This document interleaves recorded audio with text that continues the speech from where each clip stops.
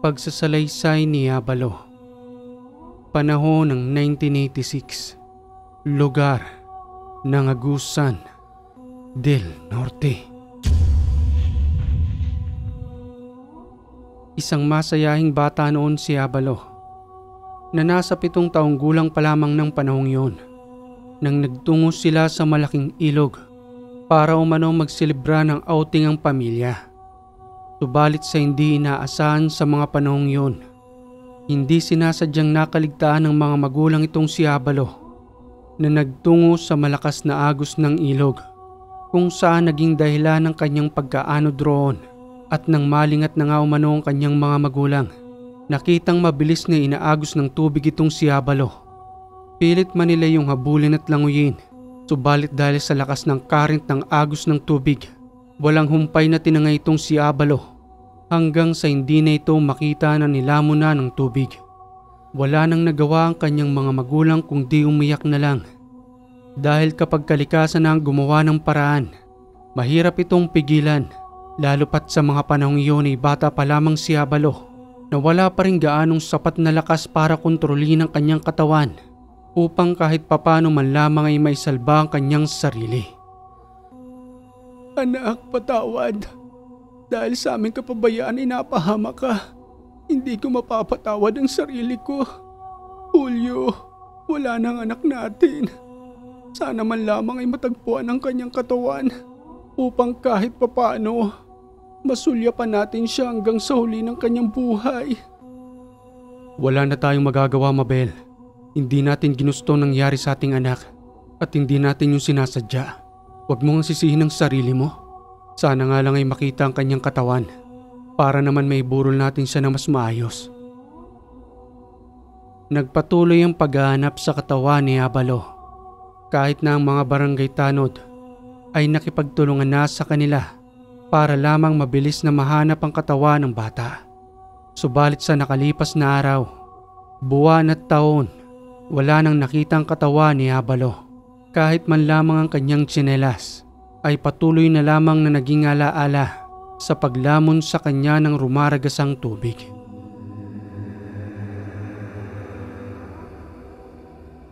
Isinalaysay ni Abalo kung papaano siyang natagpuan ng isang matandang lalaki habang nakadapa umano siya sa may tabing ilog na wala ng ulirat. Subalit dahil sa kabutihang loob ng matanda, kinuha siya roon sa kadahilanang sa lugar kung saan siya nakita. Wala ni isang tahanan na may kasukalan pa ang kapaligiran. Dali-dali siyang kinuha roon at dinala sa kanyang barong-barong na tahanan. Sino kaya ang magulang ng batang ito? Himalang nabuhay pa siya sa dami ng tubig na inilabas niya kanina roon. Pasalamat dahil binigyan pa siya ng ikalawang pagkakataon para mabuhay rito sa mundo. Makalipas umano ang ilang oras, muli nang nagising si Abalo. Subalit dahil sa nangyari sa kanyang pagkakaanod na may sugat pa ang kanyang ulo at noo, dahil na rin siguro sa lakas ng agos ng tubig, ay nabagok ang kanyang ulo sa bato na naging dahilan ng pagkawala ng kanyang alaala kung ano ang kanyang pangalan at kung sino siya. Gayon na rin ang mga nakaraan ng kanyang mga magulang ay wala siyang maalaala ni isa. Ano pong nangyari sa akin? At sino po kayo? Ang pangalan ko ay Badong. Natagpuan kita sa may tabing ilog. Naisipan kong mamingwit ng maiuulam na isda. Subalit sa hindi ko inaasahan ay nakita kita roon. Walang malay at may sugat pang iyong ulo at noo. Marahil ay pagkakabangga mo yan sa malaking bato, kaya nagtamo ka ng sugat. Ano nga bang pangalan mo, iyo?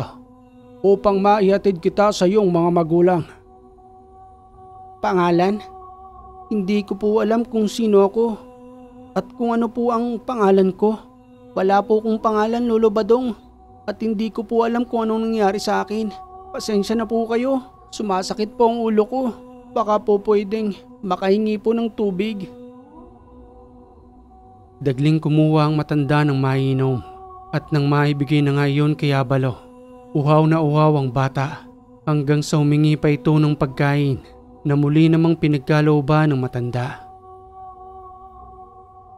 Wala ka man lamang maalaala, iho. Papaano kung hahanapin ng iyong mga magulang? Di wala ka man lamang mabigkas na mga pangalan para naman sana'y madali kitang maihatid sa inyong tahanan. Salamat po sa pagkain na pinagkalob niyo po sa akin, pero wala po talaga akong maalaala. Sumasakit lang po ang ulo ko kapag iniisip ko po kung sino ako at kung sino po ang mga magulang ko. Pwede po bang dito na ako manirahan? Sige na po, Lo, ampunin niyo na po ako. Ay naku kang bata ka, sa bagay ako lamang ang mag-isa rito. Kaya mo ba ang pamumuhay rito? Maliit lang ang tahanan ko. Tumingin ka sa may bubong, ay nakita pa ang langit. Dahil sa hindi ko pa naayos ang aking bubungan, at isa pa hindi madali ang pamumuhay rito sa bundok. Isa lamang akong magtutroso at doon ako tumanda sa hanap buhay na iyon. Ayos lang ba sa iyo ang ganoong pamumuhay? Ayos lang po sa akin. Tutulungan ko po kayo sa gawain. Pero turuan niyo po ako. Para naman po kahit papano makabisado ko na rin. Ibig sabihin po ba, Lo, aampunin niyo na po ako rito? Wala naman akong magagawa. Sige, manatili ka sa aking poder. Subalit ipangako mo sa akin na kung may matuklasan ka man sa aking pagkatao, ay tatanggapin mo pa rin ako tulad ng pagkakakilala mo sa akin sa ngayon. Oo naman po, Lo. Kahit ano pa po yan. Basta kayo na po ang lolo ko Dito na po ako maninirahan sa inyo. Pero ano pong pangalan ko? Sige at tatawagin na lamang kita sa pangalang Abalo. Yan ang magiging pangalan mo simula ngayon. Abalo? Sige, parang gusto ko po yun. Ako na ngayon si Abalo. Ang palagi nyo na pong makakasama sa pamumuhay rito. Magiging masaya po ang buhay nyo, Lo, kapag kasama nyo po ko. Pero Lo, baka po pwedeng makatulog po uli muna. Sumasakit pa rin po ang ulo ko Ay nako, sige at matulog ka muna riyan upang makabawi ng lakas ang iyong katawan. Sana lang ay hindi mo na maalala ang iyong nakaraan, iho. Na kung sakaling mapamahal ka man sa akin, ay para bang hindi na kita pakakawalan pa hanggang sa lumaki ka sa aking poder.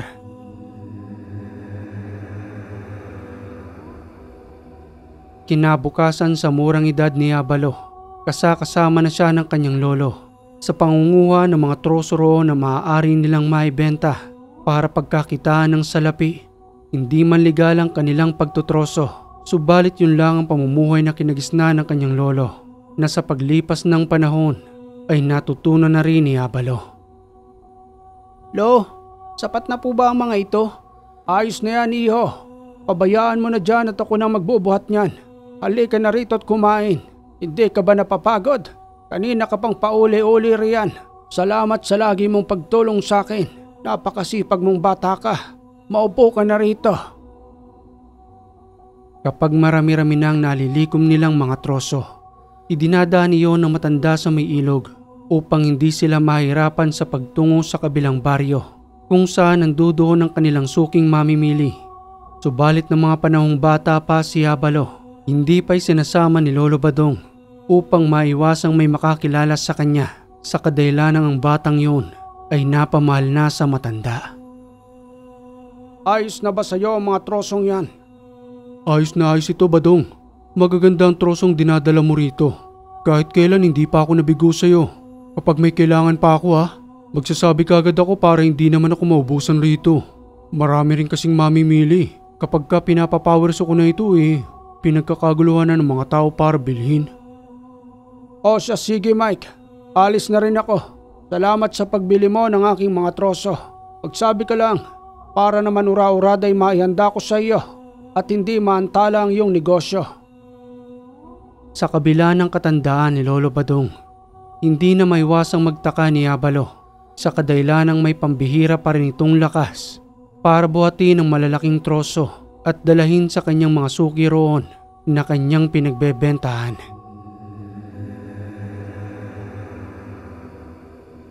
At nang muli na nga itong makabalik sa kanilang barong-barong na tahanan, may daladalang iba't ibang uri ng pagkain na kanyang pinamili upang pasalubong niya kay Abalo. Subalit nang papalapit pa lamang itong si Lolo Badong, sumasalubong na sa kanyang batang si Abalo para tingnan ang mga pasalubong sa kanya ng matanda. O eto ang pasalubong ko sa iyo. Magdahan-dahan ka lamang riyan. Baka madapa ka sa iyong pagtakbo. Ay naku kung bata ka. Pero sa unti-unting paglipas ng panahon, dahan-dahan ka na ring lumalaki. Sana lang ang iyong alaala ay tuluyan ng mawala. Napamahal ka na sa aking bata ka at hindi ko na yata kakayaning mawala ka pa sa akin. Hanggang sa isang gabi, nang mahimbing ang pagkakatulog ni Abalo, mayroon siyang narinig na kumakaluskos sa may dingding. Noong unang akala niya ang alaga lang nilang pusa, subalit nagpatuloy pa rin ito sa pagkalmot. Hanggang sa tumayo na nga itong si Abalo at sumilip sa may siwang ng dingding. Hanggang sa may masipat siyang kakaibang anyo na noon pa lamang niya natungayan. Dagli niyang tinawag ang kanyang lolo, subalit wala ito sa loob ng kanilang tahanan. Lolo Badong? Lolo Badong? Ano po yung nasa labas? Nasaan po kayo, Lolo Badong? Nasaan na kaya si Lolo? Dis oras ng gabi wala siya rito. Samantalang sabay naman kaming natulog kanina. Dahan-dahang muling sinipat ni Abalo ang nilalang. Subalit sa pagkakataong yun, ay ang kanyang lolo Badong na ang kanyang nasipat habang nakasandig ito sa may haligi ng tahanan. Lolo Badong, anong ginagawa niya roon sa labas ng bahay? Namamalikmata lang ba ako? Kasi hindi si Lolo ang nakita ko kanina dyan. Kundi yung parang isang malaking nilalang na parabang oso. Totoo ba ang nakita ko? Pero mapuntahan na nga lang si Lolo sa labas ng bahay. Walang pagdadalawang isip niyang binuksan ang pintuan at nagtungo sa labas ng tahanan. Hindi nga siya nagkamali sa kanyang nakita. Yun ay ang kanyang lolo Badong na nagtamo ng sugat sa kanyang katawan at hindi alam ni Abalo kung papaano itong nagkaroon ng mga sugat. Inalalayan niya na lamang na makapasok sa loob ng tahanan at nang maihiga na nga sa may papag ang matanda. May kahabaan ang natamo nitong sugat sa tiyan, pati na rin sa kanyang leeg. At ang ipinagtataka pa ni Abalo, yun ay nanggaling sa mahabang kalmot na hindi niya matukoy kung sinong may kagagawan. Ano bang nangyari sa iyo, Lo? Bakit tinanghina ka? At sinong may gawa sa iyo ng mahabang kalmot na ito? Abalo apo, kunin mo yung langis na nakasabit sa may dingding. Bilisan mo, dahil baka maubusan ako ng dugo sa haba ng sugat ko sa aking katawan. At nang makuha na nga ni Abalo ang nasabing boteng may langis, kagad yung binuksan ng matanda at inilahid sa kanyang sugat sa katawan, pati na rin sa kanyang leeg. At dahil sa langis na yon, dahan-dahang naampat ang pagdanak ng dugo sa kanyang sugat. Na ikinagulat naman ni Abalo kung papanong nangyari yon. Sabay muli siyang pinakuha ng kanyang lolo ng tela na maaaring itali sa kanyang tiyan, pati na rin sa leeg ng matanda na sugatan. Ito na lang siguro po yung tela. Nanggaling po ito ron sa may karton. Akin na po't dahan-dahan kong itatali sa katawan ninyo. Sige apo at pakihigpitan. Madali lang namang gagaling ito. Lalo pat nahaplasan ko na ng langis. Tuluyan na ang paggaling ng aking sugat. Ano po ba kasing nangyari sa inyo, Lo? Samantalang sabay naman ho tayong natulog kagabi ah. Pero bakit nandun ka sa labas ng bahay? At ang isa pa po, Lo, parang hindi ikaw yung nakita ko kanina ron. Parang isang malaking oso, kulay itim, may mahabang pangil at mahabang kuko. Pagpahingahin mo muna ako, Abalo. Bukas na bukas rin, ipapaliwanag ko sa iyo ang nakita mo at hindi ka na mamalikmata. Sige na't magpahinga ka na. Maya-maya lamang ay liliwanag na rin.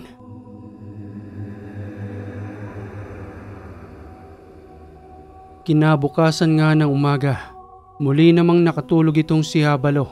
Subalit ang kanyang lolo Badong ay tila ba hindi na muling nakahimbing dahil sa nangyari. Lo, halika na po rito sa may mesa. Nagtimpla po ako ng kape para sa ating dalawa. Kaya nyo na hubang bumangon? Kayang-kaya ko nang bumangon na po. Wala ang mga sugat na yon. Pangsamantala lamang yun sa aking katawan. Tingnan mo taalisin kong itinali mong tela. Kung may makikita ka pa bang bakas ng sugat. Dahan-dahang tinanggal ng matandang pagkakatali ng tela. Nawindang si Abalo. Nakitang-kita mismo ng kanyang dalawang mata na para bang guhit na lamang yon ng kalmot ng pusa. Samantalang kagabi lamang ay napakalaki ng sugat. Nawari pa nga niya hindi nagagaling Subalit sa ilang oras lamang na nakalipas, para bang nagdahilan lamang sa kanyang matanda. Ano ang masasabi mo iho sa iyong natunghayan? Lolo Badong, Tao ka po ba? Bakit po ganyan na nangyari sa sugat ninyo? Umilom siya ng kusa, pati na rin po sa inyong leeg, wala na ring sugat. Panaginip lang po ba nangyari kagabi? Pati na rin po sa nakita ko sa labas ng bahay. Tulad nga ng sinabi ko sa iyo noon pa, dapat mo kong tanggapin kung sino man ako. Dahil ang Lolo Badong mo ay hindi pangkaraniwang tao. Paano pong hindi pangkaraniwan, Lo? Bakit po kasi hindi nyo sabihin sa akin? Tatanggapin ko naman po kayo eh. Tulad po ng pagtanggap at pagkupkop ninyo sa akin. Sige na po, Lo, sabihin nyo na po. Abalo, sana hindi magbago ang pakikisama mo sa akin. Dahil ang itinuring mong lolo ay isang aswang.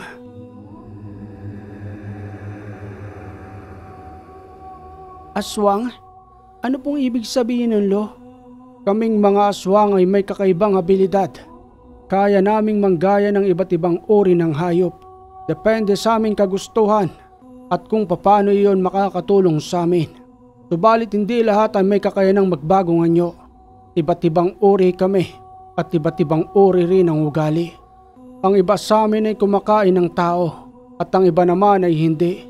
Katulad ng iyong lolo, namumuhay ako na para bang isang normal na tao at kung ano ang pagkain nila ay kinasanayan ko na rin. Kaya walang ibang pagkakakilanlan sa aking tunay na pagkatao. Sa bagay na wala nga pala ang iyong memorya, kaya wala kang nararamdamang takot sa akin. Subalit ito lamang ang tatandaan mo, Abalo. Kakampi mo ako kahit na ano pa man ang mangyari. Ang tanong ko na lang, Pulo, paano niyong natamo ang mga sugat na yun? Mabuti na lang at nakauwi pa kayo. Noon pa man ay may iba't ibang uri na ng nilalang na naliligaw sa bundok na ito at paminsan-minsan ay nangangahas na magtungo sa aking tahanan. Sa pag-aakala nilang normal na tao lamang ang naninirahan dito. At yun na nga kagabi habang mahimbing ang iyong pagkakatulog. Naramdaman ko ang kanilang presensya. Nakapaligid sila sa labas ng ating tahanan hanggang sa may dumapo sa ibabaw ng ating bubungan. Tagli ko silang nilabas roon at dahil sa pangyayaring yon, nagulat sila sa akin. Ang akala nila ay kakampi nila ako. Subalit nang sugurin ko na sila, hindi ko napagtanto na nasa 7 pala silang magkakasama at hanggang sa nakalmot nga ako sa aking leeg, pati na rin sa aking katawan. Subalit hindi sila nagwagi sa kanilang pinaplano. Naitaboy ko sila, kaya naman sa muli kong pagbabalik sa tahanan, dito na ako inabutan ng aking panghihina. Kaya po pala, Lo, sila po pala may kagagawa nun. Paano kung bumalik pa uli sila rito, Lo? Para gambalain po tayo. Huwag kang mag-alala, Abalo. Akong bahala sa iyo. Hindi ka mapapahamak kapag ako ang iyong kasama.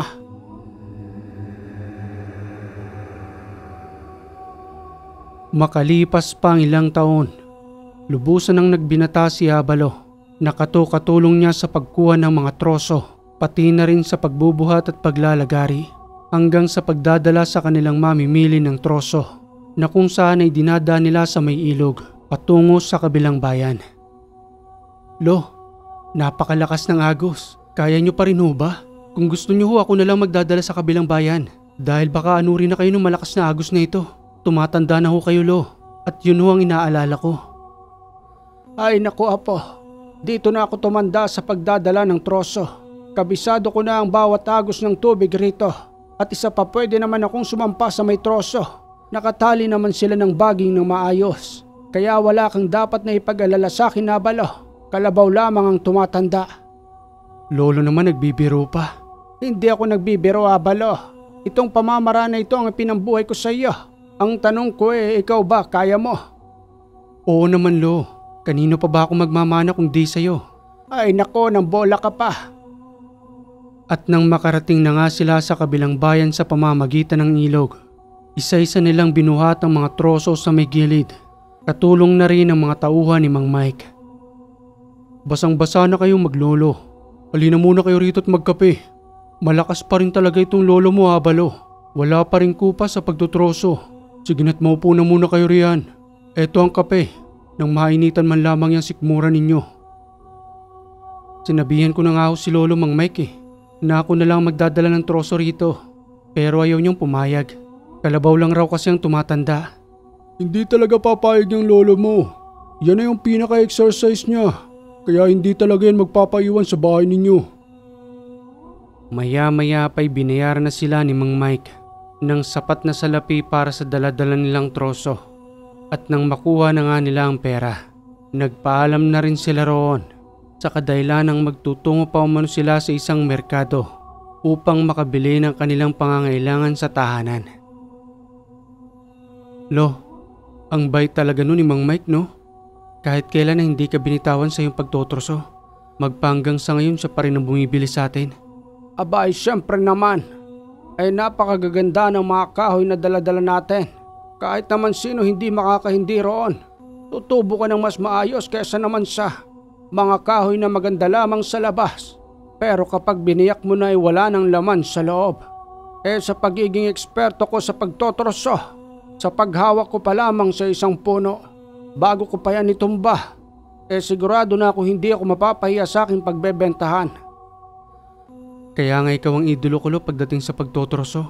Ayan at nasisipat ko ng merkado, Lo. Medyo malapit na tayo. At sa kanilang pagdating nga roon, may isang tindahan silang nabilhan na para bang kanina pang pinagtitingnan nitong si Abalo habang kumukuha siya ng kanilang pangangailangan sa tahanan. At nang hindi na nga siya makatiis, kinumpronta niya na ang babae habang nagsasalita ito ng, Ginang, may problema po ba? Kasi napapansin ko po na kanina niyo pa akong pinagmamasdan. May dumi po ba ako sa mukha? Pasensya ka na. Naalala ko lang kasi yung anak ko. Siguro kung nabubuhay pa siya ngayon, kasing laki mo na siya. Ganon ho ba? Bakit o ano ho bang nangyari sa kanya? Mahabang kwento, iho. Sige na't ipagpatuloy mo ng pagkuha ng kailangan mo. Pasensya ka na uli, ha? Sige ho. Sapat na ba yung mga nakuha mo, Abalo? Opo, Lo, sapat na po ito para sa ating pangangailangan. Ginang, ito po yung bayad. Ano nga pong pangalan ninyo? Mabel ang pangalan ko. Salamat sa pagbili sa akin tindahan, ha? Sige ho, talis na kami. Salamat din ho. At nang mabili na nga ng dalawang kanilang kailangan, muli na silang nagtungo sa may gilid ng ilog kung saan binaybay na nila ang daan pabalik sa kanilang tahanan. Subalit habang patuloy silang naglalakad, hindi mawala sa isipan ni Abalo ang ginang kung saan siya napabili sa merkado. Sambit pang wika niya sa kanyang lolo habang patuloy silang naglalakad. Lolo Badong, para bang ang ganang loob ko dun sa babae. Hindi ko po alam kung paano ipapaliwanag Pero parang nakikilala ko siya. Hindi ko lang humatandaan kung saan Baka naman ay may naaalala ka na sa iyong nakaraan. Alalahanin mong mabuti, Abalo. Hindi tayo tunay na magkadugo. Subalit itinuring kitang tunay na apo sa aking puso at isipan. Hindi ako magiging makasarili kung sakali man na matuklasan mo kung sino ang iyong tunay na pamilya. Marami pong salamat, Lo. Pero mananatili na lamang ho ako rito at ayaw ko nang balikan ang aking nakaraan. Masaya na ho akong kasama kayo, Lo. At nandito na ho sa kagubatang ito ang buhay ko.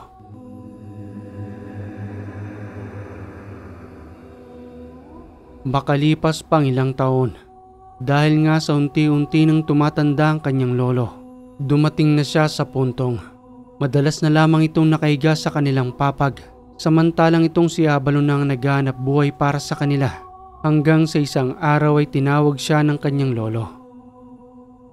Abalo, apo, pagpahingahin mo na ang aking katawan. Tanggapin mo na ang ipinagkakaloob ko sa iyo. Ang itim na bertud na nasa loob ng aking katawan. Hindi ako mamamatay rito hanggat hindi mo tinatanggap ang ipinagkakaloob ko sa iyo. Pero Lo, ayaw ko naman hong mawala ka dahil lang dyan. Gusto pa ho kitang makasama ng mahabang panahon. Ako na hong bahala sa lahat, Lo. At kayang-kaya ko na hong maghanap buhay para sa atin. Hindi ka naman nagiging pabigat sa akin Dahil noon pa man lang malaki na ang utang na loob ko sa iyo sa pagkakasalba mo sa aking buhay. Hindi mo ako nauunawaan na po. Hirap na ang aking katawan. Sapat na ang mga panahong inilagi ko sa mundong ito. At ang bertud na lamang sa aking katawan ang bumubuhay. Sige na po, tanggapin mo nang ipagkakaloob ko sa iyo. Ako na mismo ang nakikiusap. Napaisip si Abalo sa pakiusap ng kanyang lolo. At kahit na nga mabigat para sa kanya, tinanggap niya ng hindi bukal sa kanyang loob para palayain sa paghihirap ang katawan ng kanyang lolo. Kunin mo apo ang lalabas sa aking bibig at yon ay sa pamamagitan ng iyong labi. Lunukin mo ito at pagkatapos mong maisagawa iyon, doon na magsisimulang mawalan ako ng buhay na ipinagpapasalamat ko sa iyo dahil sa pagpapalaya mo sa paghihirap ng aking katawan. Sige lolo, naawa na rin ako sa paghihirap ninyo eh. Kung ito ho magiging paraan, gagawin ko para sa'yo. Sa ilang minutong nakalipas, dahan-dahang may itim na batong lumabas sa bibig ng kanyang lolo. At katulad nga ng pakiusap sa kanya, kinuha niya yon gamit ang kanyang labi, sabay lunok ng isang itim na bato na naging dahilan ng pagkawala ng buhay ng matanda. Lolo Badong, Lolo. Ni kahit na ano pang tawag ni Abalo sa pangalan nito, hindi na gumagalaw ang matanda at hindi na nagsasalita sa kanyang pagtawag.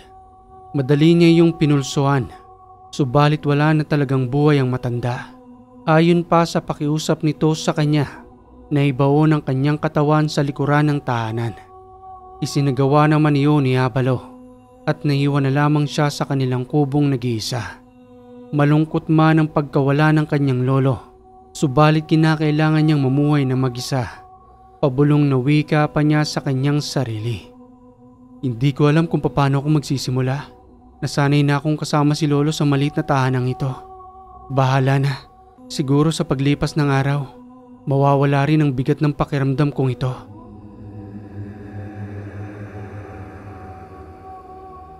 Naging abala si Abalo sa pagtutroso upang kahit papano'y mawala ang bigat ng kanyang pakiramdam at bagya niyang makalimutan ang kanyang lolo. Subalit habang patuloy niyang pinuputol ang isang puno, may nasipat siyang dalawang lalaki at papalapit ang dalawang yun sa kanya na nakasuot ng salukot habang nakayuko. Pagtatanong pa ni Abalo habang hawak-hawak ang kanyang palakol. Sino kayo at bakit kayo naparito? Sa pagkakataong yun ay may kakaiba ng nararamdaman si Abalo na para bang tumatalas ang kanyang pangamoy. Pati na rin ang kanyang paningin at pakiramdam. Sumagot kayong dalawa. Anong ginagawa nyo rito? At ano ang pinaplano ninyo? Huwag na ninyong subukan kung ayaw ninyong mapahamak. Tugon pang wika ng nilalang kay Abalo. Nagawi lang naman kami sa lugar na ito. Sa kadahilan ng lugar mo ay daanan ng iba't ibang uri ng mga aswang tulad namin. Subalit na parito lamang kami para makipagkaibigan sa iyo. Masama ba? Hindi ko kailangan ng kaibigan. Tulad ng sinabi sa akin ng aking lolo, kaya kong mamuhay rito na mag-isa nang walang ibang taong kinikilingan. Umalis na kayo rito dahil baka kung ano pang magawa ko sa inyo. Sa kadahilan ng hindi ko gusto ang kinikilos ninyo na para bang may masama kayong gagawin sa akin. Pasensya na kung prangka akong magsalita dahil yun ang nararamdaman ko. Masyado ka naman yatang advance mag-isip, bata. Wala pa nga kaming ginagawang masama sa iyo. Pinag-iisipan mo na kami ng masama. Nababatid ko sa iyong katawan na bago ka pa lamang na nagiging tulad namin. May nagpasa ba sa iyo ng kakayanang yan? Wala ka nang pakialam doon. Umalis na kayo rito dahil hindi nyo nasasakupan ng kagubatang ito. Masusunod ang kagustuhan mo, bata. Hindi ka namin pakikialaman sa ngayon. Subalit sa muli naming pagdaan dito, sana naman ay maging magkaibigan na tayo.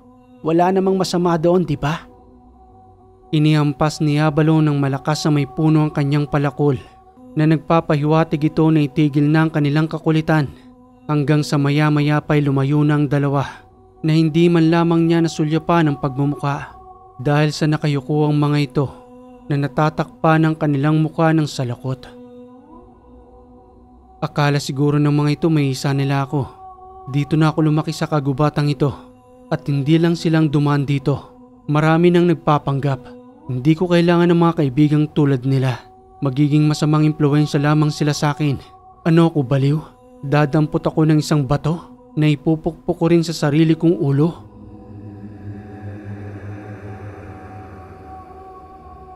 Makalipas ang ilang araw, habang nagpapahinga si Abalo sa loob ng kanyang tahanan, kakaiba ang kanyang pakiramdam. Nanimo hindi siya mapakali sa kanyang pagkakahiga at para bang may bumubulong sa kanyang isipan na hindi niya maintindihan kung saan ang gagaling. Hanggang sa dumating sa puntong kinakausap niya na ang kanyang sarili na walang pinagkaiba sa nababaliw. Sino ka? At bakit inuutusan mo ko? Umalis ka nga dyan sa aking isipan. Huwag mo kong diktahan sa gusto kong gawin. May sarili akong pamamaraan at alam kong ginagawa ko.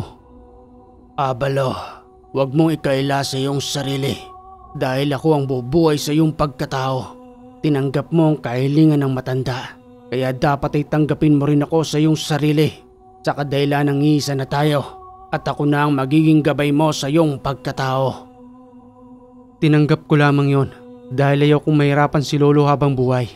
Kaya wag mo kong diktahan sa gusto kong gawin. Gusto mo kong pumaslang samantalang hindi naman ginagawa yun ni Lolo. Magkaiba kayo ng iyong lolo. Siya ay purong aswang na kaya kong kontrolin. Samantalang ikaw ay pinagpasahan lamang. Hindi ka mabuting gabay.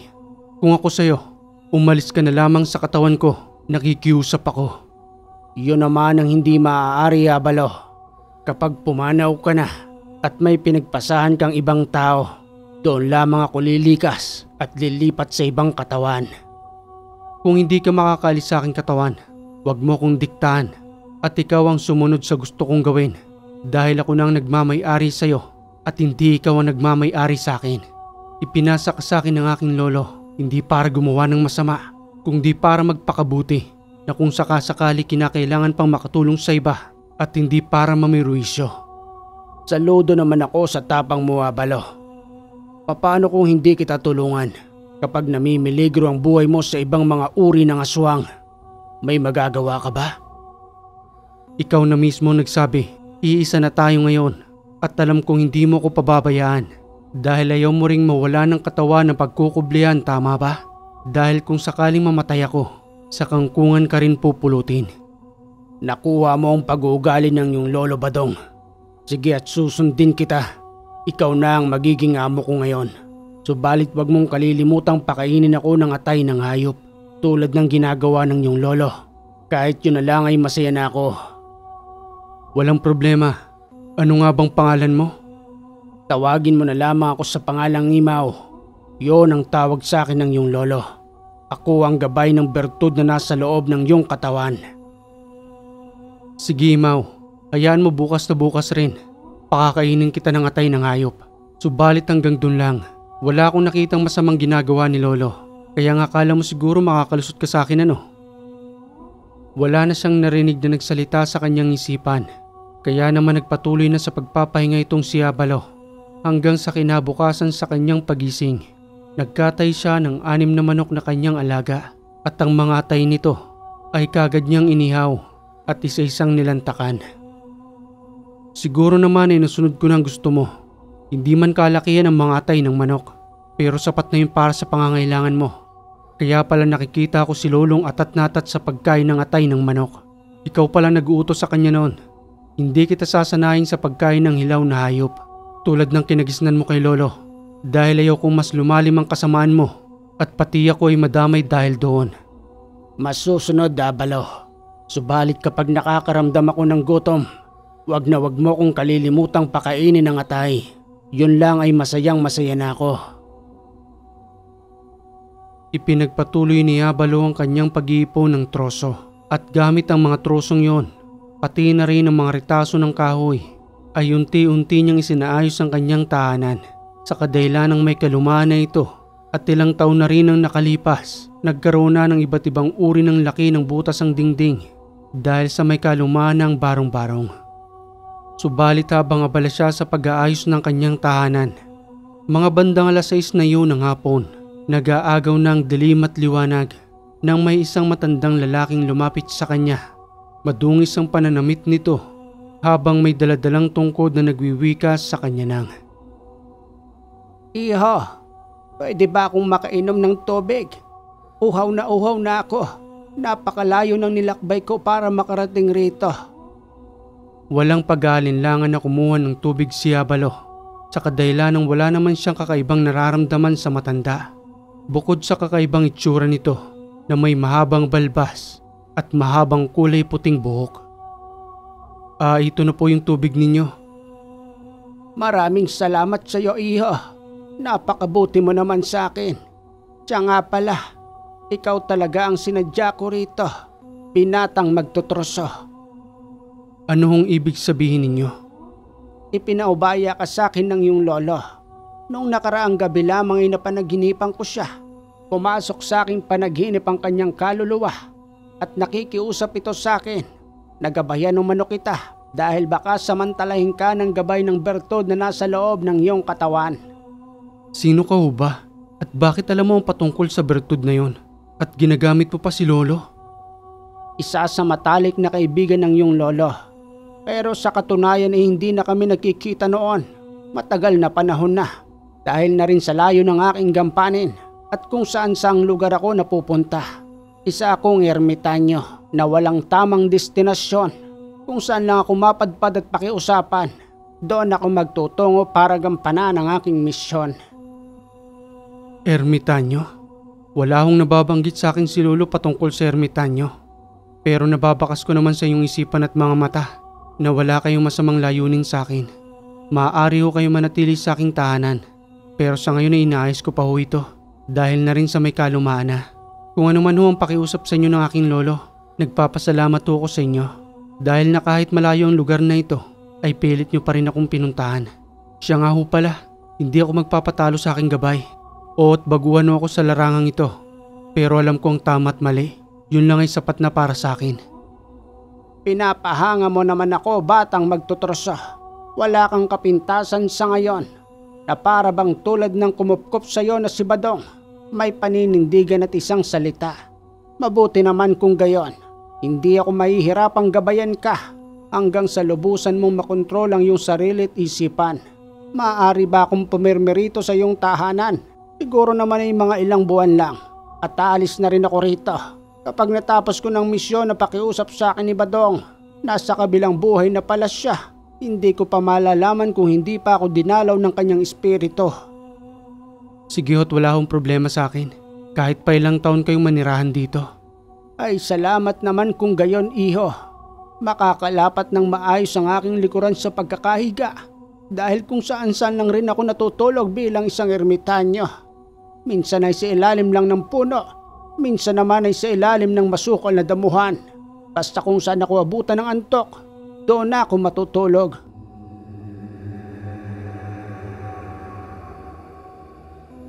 Makalipas ang 4 na araw na pananatili ng matandang ermitanyo sa kanyang tahanan, marami itong naikikwento sa kanya patungkol sa karanasan ng matanda. Sa kadahilan ng iba't ibang uri na umano ng aswang ang kanyang napaslang, pati na rin ng mga elemento, lalo pat patuloy siyang naglalakbay na kung saan man siya mapadpad ng kanyang misyon. Alam mo ba, batang magtotroso? Abalo ho ang pangalan ko. O sige, Abalo ang itatawag ko sa iyo. Minsan nang mapadpad ako rito noon. 10 oras na yun ng gabi. 7 aswang ang pinaslang namin noon ng iyong lolo. Pero hindi pa kami magkakilala ng lubusan. Sapagkat nang makaharap ko ang 7 aswang na yon, ang akala ko'y katapusan ko na. Sa kadahilan ng hindi ko napagandaan ang iba pa roon. Hanggang sa dumating ang iyong lolo, tinulungan niya ako. Hanggang sa maubos namin ang 7 aswang, pati na rin ang iba pang dumating. Kaya naman dahil doon ay nagkakilala kami ni Badong at naging matalik na magkaibigan. Hindi ko rin lubos maisip na may mabuti palang nilalang rito. Kaya naman ipinangako ko sa kanya bago ko lisanin ang lugar na ito noon na kahit na anumang kahilingan niya sa akin ay tutuparin ko ng walang pag-aalinlangan. Masaklap nga lang na pangyayari. Mas nauna pa pala siyang namayapa kesa sa akin. Iba ho pala talaga pag matanda na, no? Napakarami ng kwento sa buhay na pinagdaanan. Pero mahalaga nakabalik ko kayo rito at nakilala kita, matandang ermitanyong Ferrer.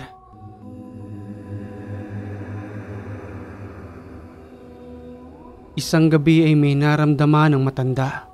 Dagli itong dumungaw sa may bintana. Nasipat niyang may isang lalaki roon habang nakatingala sa kanya na nanlilisik ang mga mata na nag-aangil. Abay, lintik ng mga ito. May naligaw na naman rito sa iyong lugar, Abalo. Isang aswang sa lupa.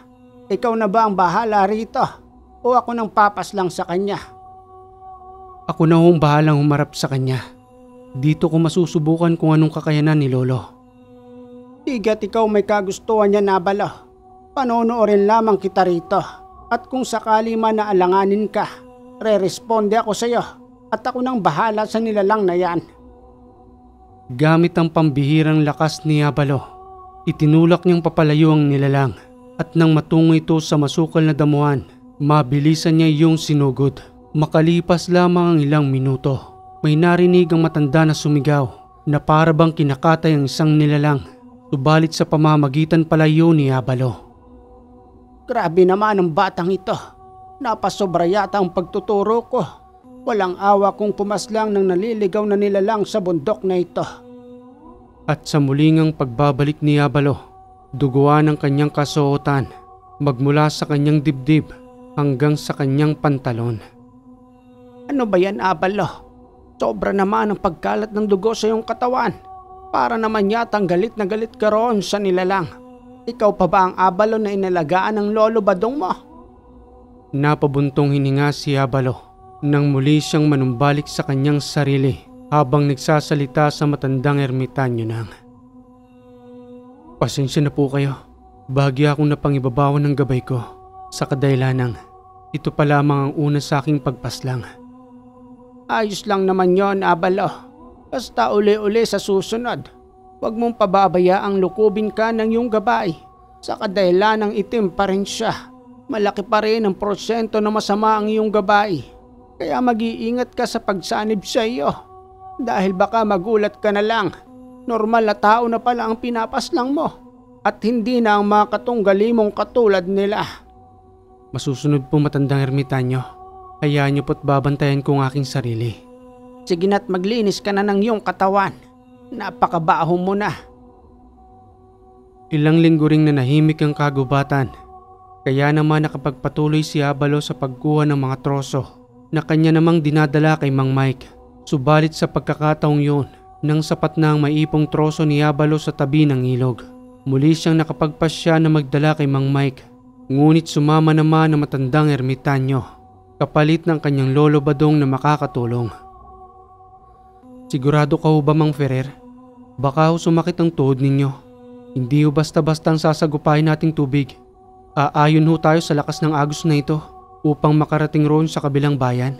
Ito kasi ang ginagawa namin ni Lolo noon para madali naming madala ang troso sa kabila." Huwag mong alalahanin ang tuhod ko, Abalo. Isipin mong araw-araw akong naglalakbay at kung saan-saang lugar ako natutungo. Ganoon kalakas ang tuhod ko.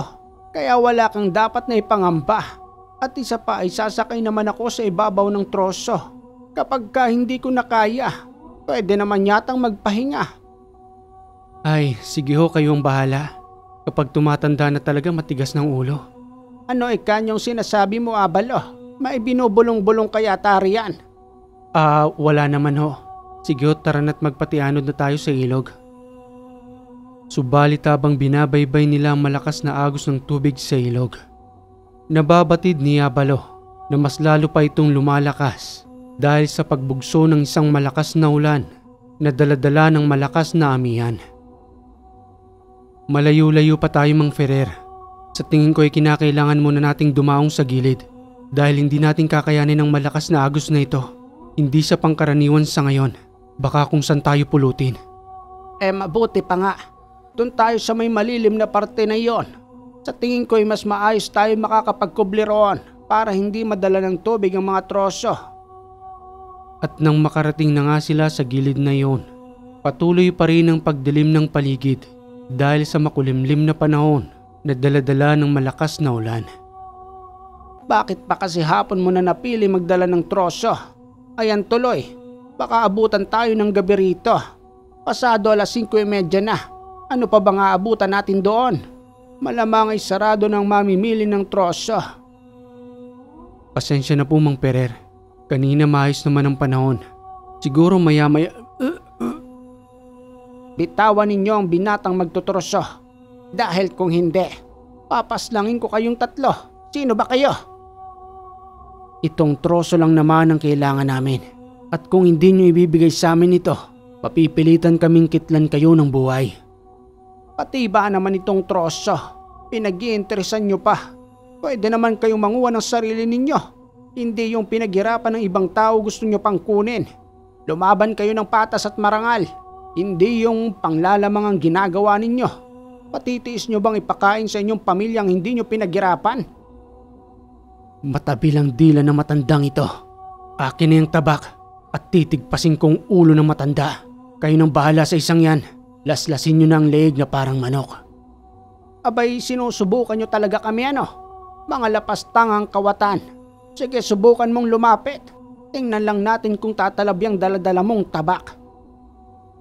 Sa gitna ng isang malakas na ulan, habang nasa may tabi ng ilog ang dalawa, natsyempohan sila ng 3 kawatan na walang pinipiling kunin. Depende sa kanilang magustuhan. Pinabayaan lamang ng matandang ermitanyong makalapit ang isa roon hanggang sa tigpasin na nga siya nito na iniharang ang kanyang braso. Subalit laking pagtataka ng lalaki na hindi man lamang nasugatan ang braso ng matanda ni kahit man lamang kunting talab sa daladala nitong matalim na itak hanggang sa mapaatras ang lalaki at tinitingnan ng kanyang tabak kung matalim nga ba ito o hindi. At sa ikalawang pagkakataon ay muli niya pa itong inundayan ng tagpas. Subalit wala pa ring nangyari. Wala pa ring natamong sugat ang matanda na lalong ipinagtataka ng kawatan. Anong klaseng matanda ka? Bakit napakakunat ng balat mo? Hindi ako nagkakamaling matalim ang daladala kong tabak. Pero bakit hindi ka man lamang tinatalaban? Lumingon ka sa iyong likuran. Wala nang 2 mong kasama. Nagsipagtakbuhan na. Dahil doon tingnan mo ang nilalang na yon. Ano yan? Nakakatakot ang kanyang itsura. Mabilis na nagsipagpulasan ng 3 nang makita ang tunay na anyo ni Abalo. Malamang ay ipagkakalat nila yon sa kanilang lugar. Subalit sigurado namang walang maniniwala. Lalo pat sa mga panahong iyon ay wala silang maipapakitang ebidensya. Maya-maya pa nang muling manumbalik si Abalo sa kanyang sarili. Nagsipagtawanan lamang ang dalawa dahil sa naging reaksyon ng 3 kawatan. Naiwan pa yung mga tsinelas nila Mang Perer. Ang bibilis tumakbo. Kanina lang napakatatapang. Tinutukan ba naman ako ng patalim sa aking leeg. Pati tuloy sila. Nanlaki ang mga mata sa pagpapalit ko ng anyo. Wala na talagang patawad ngayon ang mga kawatan Pati ba naman itong mga kahoy? Gusto pa nilang kunin. Mabuti na lamang at subok ko na ang aking kabal. Dahil kung hindi, siguradong putol na ang aking braso ngayon. Ay nako, itutuloy pa ba natin ang pagdadala ng troso roon? O ipagpapabukas na natin to Abalo? Ituloy na ho natin Mang Perer. Kahit na nga ho unti-unti nang dumidilim, nandito na rin ho tayo. At totally dahan-dahan na rin umuhupa ang ulan. O siya sige, uli na nating baybayin ang malakas na ilog na ito. Gagamit na lamang ako ng isang mutya. Mutya upang dahan-dahang humupa ang malakas na agos. At iyon ay ang mutya ng tubig. Bago pa man lamang sila muling lumusong sa tubig, patuloy na nag-uusal ang matanda. Hanggang sa may kuning siya sa kanyang bulsa kung saan nakalagay ang sinasabi niyang mutya ng tubig. Isang maliit na buti lamang yun na kulay puti. Hanggang sa aming napapansin na dahan-dahan ngang nagiging malumanay ang malakas na tubig na para bang umaayon sa amin hanggang sa tuluyan na nga naming muling baybayin ang ilog. At nang makarating na nga kami kila Mang Mike, sakto namang papalis pa lamang ito ng kanyang bodega at nang masipat nga kaming basang-basa, nagmadali itong muling buksan ang kanyang gate na kahoy habang nagwiwika sa amin ng, "Gabing-gabi na kayo Abalo. Bakit naman alanganing oras ng pagdadala ninyo ng kahoy? At saka sino yung kasama mo? Nasaan si Mang Badong?" Inabot ho kasi kami ng malakas na ulan. Sobra ho yung paglakas ng tubig sa ilog at ang patungkol naman po kay Lolo. Kaya medyo natagalan ako sa muli kong pagdadala rito. Wala na ho siya. Tuluyan na hong nagpaalam. Nakikiramay ako, Abalo. Kaya pala matagal-tagal din bago ka nakabalik rito. At sino naman ang matandang ito? Isang matandang ermitanyo. Isang matandang ermitanyo? Totoo ba sila? Totoo sila at iba't ibang uri ho ng kakayanan ng meron yan. Hindi lang ho halata sa kanya. Mabuti naman at meron kang nakakausap roon sa pamamagitan ng matandang yan. Ganoon na nga ho, Mang Mike. Wala na ho bang ibang mga tauhan ninyo dyan na maaari ho nating makatulong sa pagbubuhat ng mga troso? Umuwi na sila, Abalo. Tapos na ang oras ng kanilang pagtatrabaho rito. Mabuti nga tinabutan niyo pa ako sa labas ng aking bodega. Siguro ay pagtulong-tulungan na lamang natin. Kahit na maitaas lang natin dyan sa may tabi ng ilog, yung hindi maaabot ng tubig, kinabukasan na lamang namin na ayusin. At habang pinagtutulong-tulungan nga nilang buhatin ng troso, nababatid ni Mang Mike ang pambihirang lakas ni Abalo na para bang wala itong kapaguran samantalang siya'y mayat maya ang pagpapahinga. Subalit itong si Abalo ay patuloy sa kanyang pagbubuhat. Sambit pang wika nito sa kanya habang nagtataka. Naninibago ako sa iyo, Abalo. Samantalang dati hindi ka naman ganyang kalakas. Paano mong nabubuhat ang ganyang kakalaking troso? Ako nga yung maliliit na ang kinukuha ko. Nagtataka ako sa iyo. Ano bang meron sa iyo ngayon, Abalo? Wala naman. Siguro sa paglipas ng panahon nasanay na yung katawan ko. Ito naman yung hanap buhay ko, di ba? Kaya para sa akin nagiging magana lamang sa akin yung mabigat dahil sa madalas naman ako nagbubuhat ng troso. Pero hindi ganyang kakalaki. Bakit ka naman nagtataka kay Abalo? Bata pa yan. Malamang mas malakas siya kaysa sa atin. Kaya huwag ka na magtaka, Mike. Sige na tumulong ka na sa pagbubuhat ng iyong troso para naman makauwi na kami maya-maya lang. At nang maisaayos na nga nila ang mga trosong daladala, ibinigay na kay Abalo ang bayad ng troso. Subalit nagbaka sakali pa rin silang magtungo sa palengke kung meron pa nga bang bukas sa oras na yun. At nang makarating na nga sila, hindi sila nagkamali sa pagbabaka sakali dahil bukas pang tindahan ni Aling Mabel na minsan niya noong pinagbilan. Aling Mabel, pabuti naman po at bukas pa kayo. Anong oras ho ba kayo nagsasara ng inyong tindahan? Ikaw pala yan, iho. Medyo na late lang ako ng pagsasara. Hinintay ko pa kasi yung asawa ko. Samantalang ang ibang mga tindahan dito sa merkado, mga sarado na yung kanilang pwesto. Siya nga pala, bakit ginabi na kayo at basang-basa pang inyong kasuotan? Gabi na po kasi kami nakapagdala ng troso. Magtotroso nga ho pala ang hanap buhay namin. Mabel, sino ba yung mga yan? Julio. Ito yung binatang bumili sa akin nung nakaraan. Nakagaanan ko ng loob ang batang ito. Magandang gabi ho sa inyo. Pasensya na po at naabala pa namin ang pagsasarado ng inyong tindahan. Maaari na ho ba kaming kumuha ng mabibili? Sige lang iho, kumuha lang kayo riyan. Hihintayin kong matapos kayo. Saka kami magsasarado ng aming pwesto.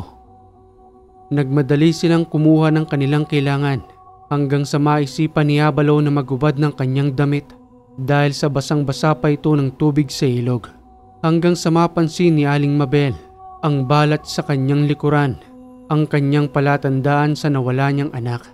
Pasimple itong lumapit kay Abalo para mas lalo itong matitigan. At nang hindi na nga makati si Aling Mabel, nagtanong na ito kay Abalo habang nagsasalita ng, Iho, sino ang mga magulang mo? Bakit to, Aling Mabel? Kasi yung balat mo dyan sa iyong likuran, isa yan sa palatandaan ko sa aking anak. Yung matagal na naming hinahanap na tinangay ng malakas na agos ng tubig sa ilog. Pasensya ka na kung naitanong ko ha. Wala naman sigurong masama. Ampon lang po ko ng aking lolo. Ampon? Paano kang naging ampon ng iyong lolo? Subalit nang muling magsasalita si Abalo, tumugon si Mang Julio na nagwika kay Aling Mabel ng, Mabel naman, hindi mo pa rin ba nakakalimutan ang ating anak?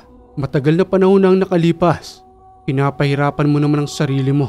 Kung sino-sino na lamang pinagbibintangan mong anak mo. Ngayon ito namang binatang ito. Makalimang beses ka ng ganyan. Tapos napapatunayan naman natin na hindi naman yun ang tunay nating anak. Ano ba, Mabel? Tantanan mo na nga yung ginagawa mong yan. Nakakaabala ka sa pamimili nila. Hindi na nagpatuloy sa pagsasalita si Abalo dahil sa nakita niyang nakasimangot ng lalaki. Iniabot niya na ang bayad kay Aling Mabel at nang maibigay na nga sa kanyang sukli, umalis na rin sila roon upang hindi na gaanong abutin pa ng paglalim ng gabi sa kanilang pag-uwi. Abalo, patid ko sa babaeng iyon ay sobrang nangungulila sa kanyang anak. Tulad ng naikwento mo sa akin, ampon ka lang ni Badong. Magpanggang sa ngayon ba wala ka pa rin naaalala sa iyong nakaraan? Pasensya ka na kung nakikialam ako. Malay natin, di ba? Si Aling Mabel ang iyong mga magulang na matagal ka nang hinahanap. Hindi ko rin po alam ang Perer, pero magaan ang loob ko sa ginang na yon. Magpanggang sa ngayon wala pa rin akong natatandaan. Siguro panghabang buhay nang nawala ang aking alaala. Dahil na rin sa lakas ng pagkakabagok ng aking ulo noon, sabi ni Lolo. Gusto mo bang tulungan kita sa iyong nakaraan? Huwag mong mamaliitin ang aking kakayanan. Kaya kong pasukin ang iyong nakaraan kung bibigyan mo ko ng pahintulot kahit pa yung pagkabata. Mayroon akong gabay na kayang makialam sa iyong nakaraan. Aalamin natin kung sino nga bang iyong mga magulang. At pagkatapos noon, ikaw na ang bahalang magdesisyon. Kung mananatili ka ba rito o magtutungo ka sa iyong tunay na mga magulang.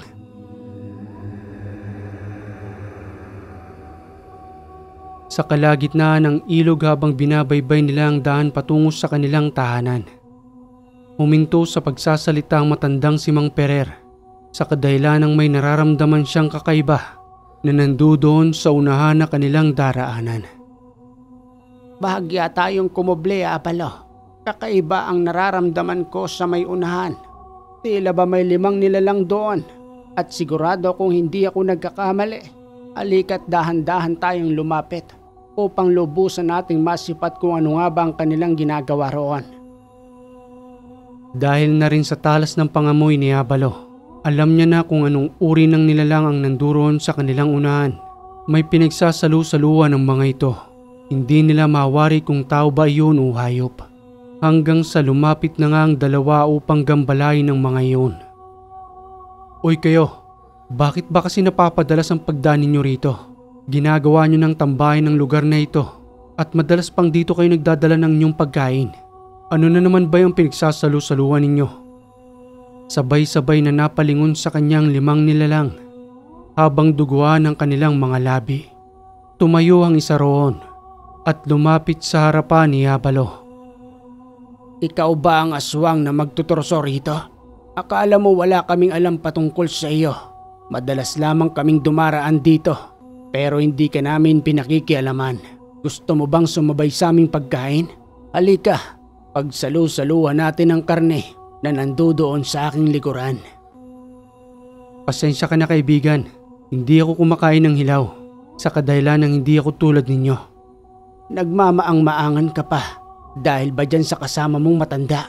Isang matandang ermitanyo? Huwag mo siyang pakinggan. Sundin mo ang iniutos ng iyong isipan at ang pagkagutom sa laman at pagkauhaw sa dugo. Masyado ka na yatang makulit, pero sa ngayon ay bibigyan ko lamang kayo ng babala. Huwag na kayong muling dadaan dito.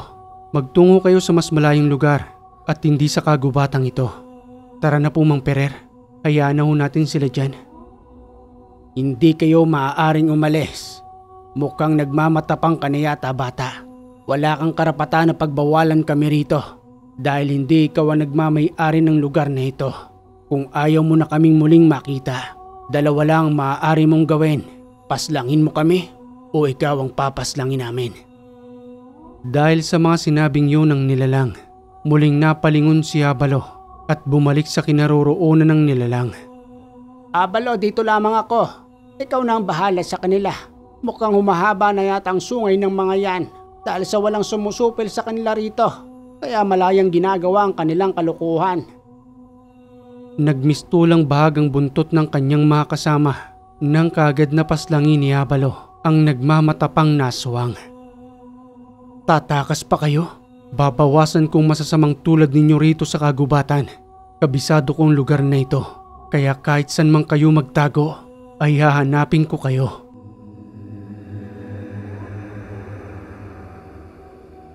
Walang nakaligtas kay Abalo. Ang lahat ng yun ay kanyang pinaslang At sa muli niyang pagbabalik sa kinauupuan ni Mang Perer, napag-isip-isip ni Yabalo na humingi na ng tulong sa matanda dahil na rin sa dami ng kaalaman nito na maaaring makatulong sa kanyang pagkatao.